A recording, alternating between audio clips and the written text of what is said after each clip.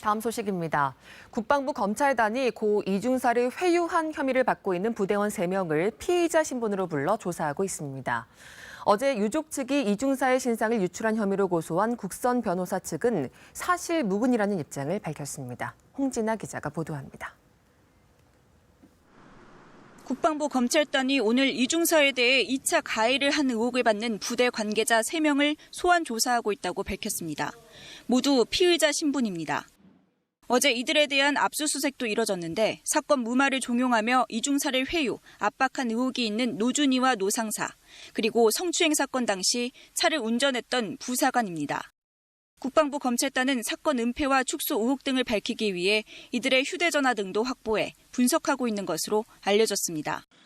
그러나 어제 압수수색에도 부실, 늑장 수사 의혹이 제기된 20비행단 군사경찰과 군검찰은 포함되지 않았습니다.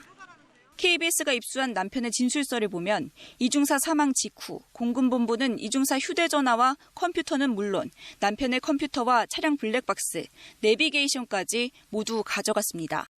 하지만 가해자인 장중사 휴대전화는 이중사가 숨지고 9일 뒤에야 확보했습니다.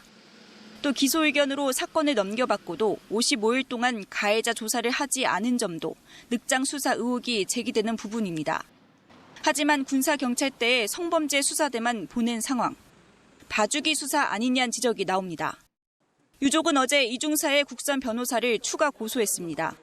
공군 법무관인 국선 변호사가 이중사와 면담을 한 차례도 하지 않는 등 직무를 유기했고 이중사의 피해 사실을 유출했다는 겁니다.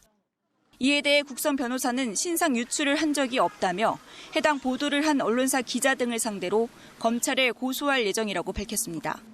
KBS 뉴스 홍진아입니다.